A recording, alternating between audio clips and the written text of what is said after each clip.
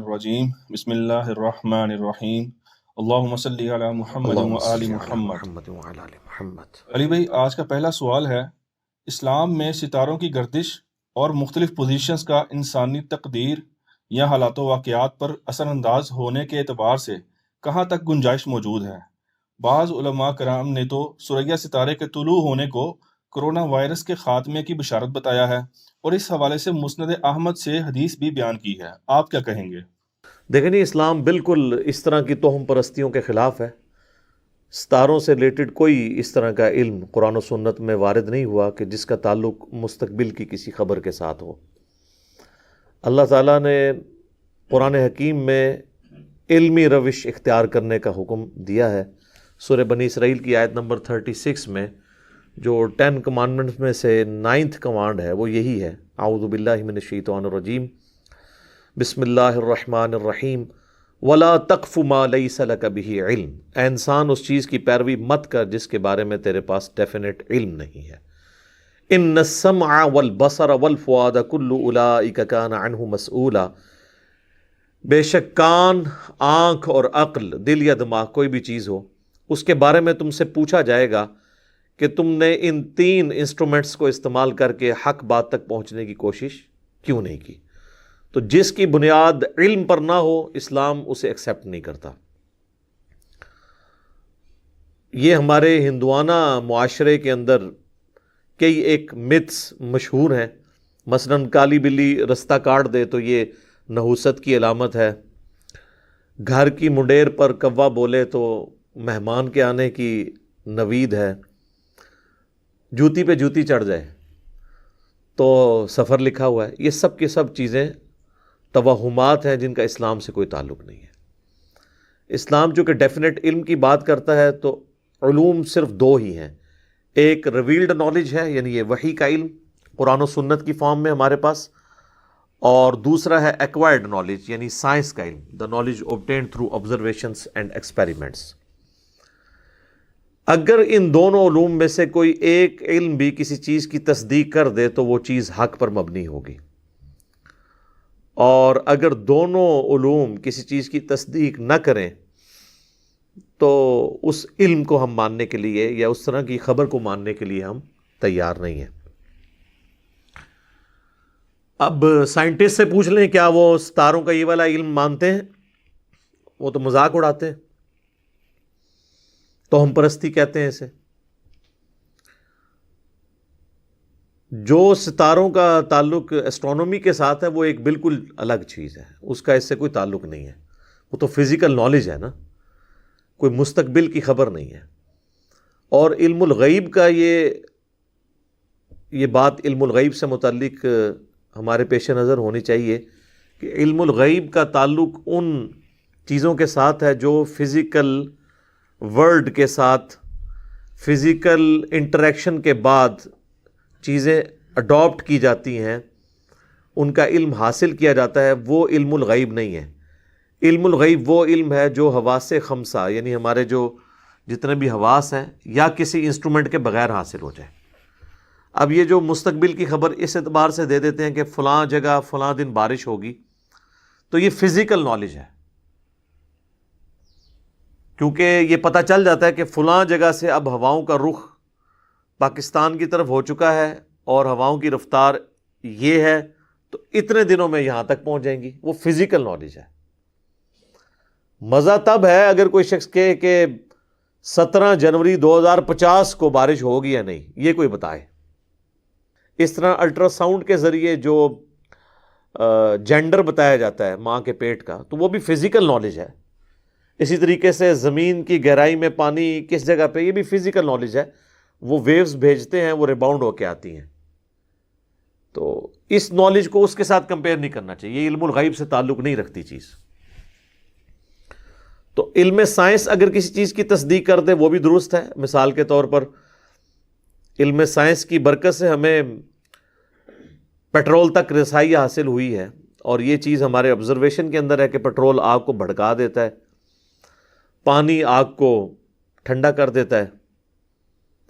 اسی طریقے سے نیکڈ یورینیم کو ہاتھ لگانے سے سکن کینسر ہو سکتا ہے۔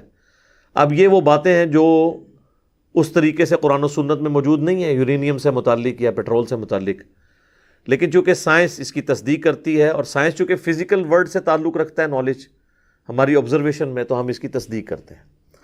یہ جو نجومیوں کا علم ہے یا کاہنوں کا علم ہے، ستاروں کا علم ہے، اس کی نہ سائنس تصدیق کرتی ہے، نہ قرآن و سنت میں اس کی کوئی اس اعتبار سے حقیقت موجود ہے جو لوگ پریڈکٹ کر رہے ہوتے ہیں۔ کچھ چیزیں ہو جاتی ہیں، وہ میں انشاءاللہ اینڈ پہ آپ کو بتاؤں گا کہ وہ کیا چیز ہوتی ہے۔ بنیادی ڈاکٹرن یہی ہے کہ اس کا کوئی تعلق نہیں ہے کسی بھی علم کے ساتھ۔ یہ خواہ مخواہ کی ایک لوگوں کی منہ شگافیاں ہوتی ہیں، اور بعض لوگ تو پھر اس کے اوپر یقین کرنا شروع کر دیتے ہیں۔ یہ بہت خطرناک معاملہ ہے۔ قرآن حکیم میں جو ستاروں کا مقصد بیان ہوا ہے وہ 3 طرح سے ہوا ہے۔ سورۃ الملک کے اندر اللہ تعالیٰ نے فرمایا وَلَقَدْ زَيَّنَّا السَّمَاءَ الدُّنْيَا بِمَصَابِيحَ، ہم نے آسمان دنیا کو ستاروں کے ساتھ مزین کر دیا، یعنی یہ دنیا کا جو آسمان ہے اس کی خوبصورتی کا ذریعہ ہے ستارے۔ اور ساتھ یہ ہے وَجَعَلْنَاهَا رُجُومًا لِلشَّيَاطِينِ، اور ہم نے اس کو ذریعہ بنایا ہے شیاطین کو مار بھگانے کا۔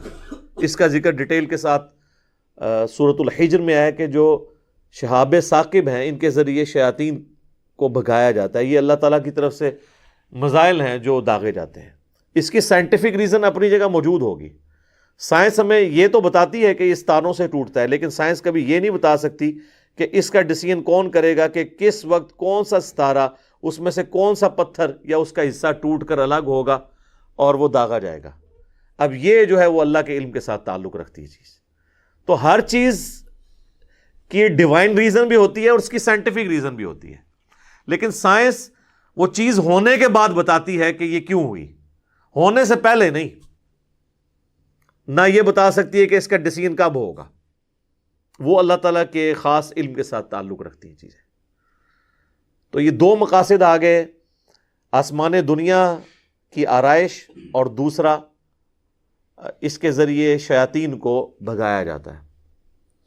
اور ایک اور تیسرا مقصد جو ہے وہ قرآن حکیم میں کئی مقامات پر بیان ہوا۔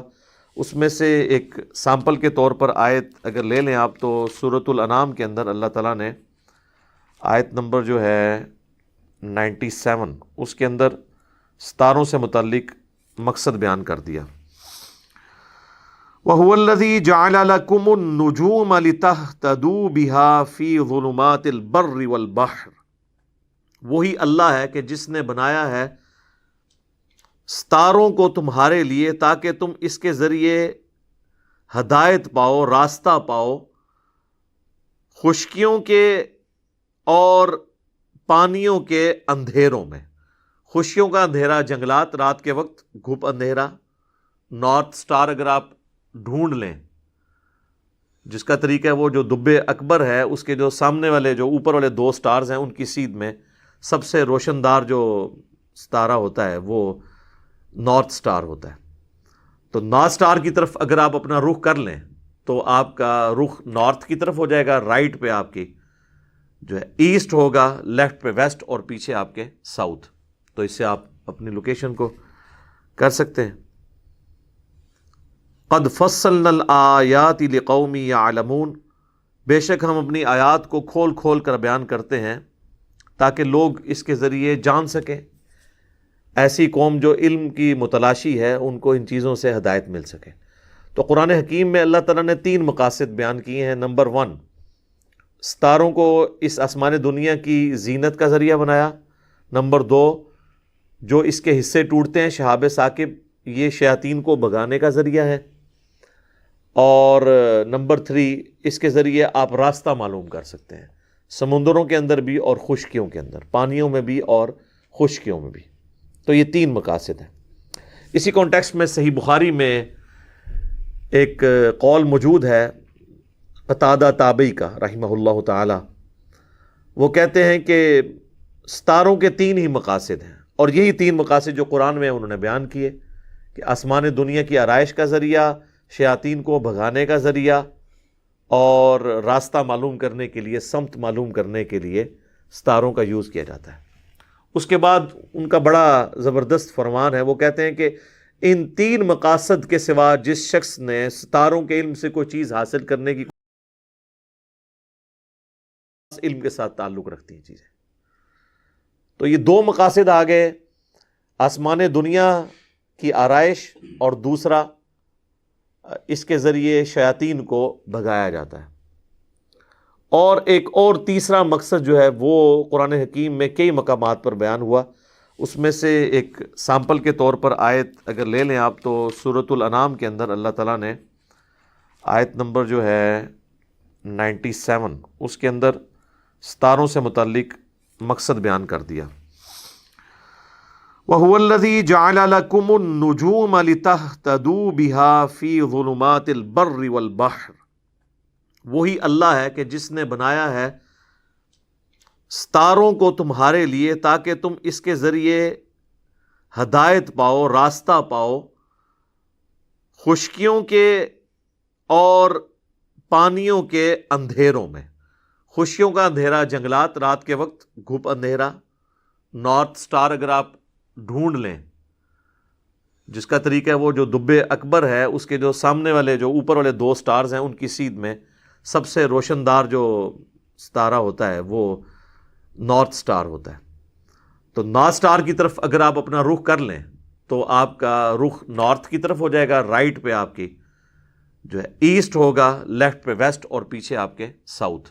تو اس سے آپ اپنی لوکیشن کو کر سکتے ہیں۔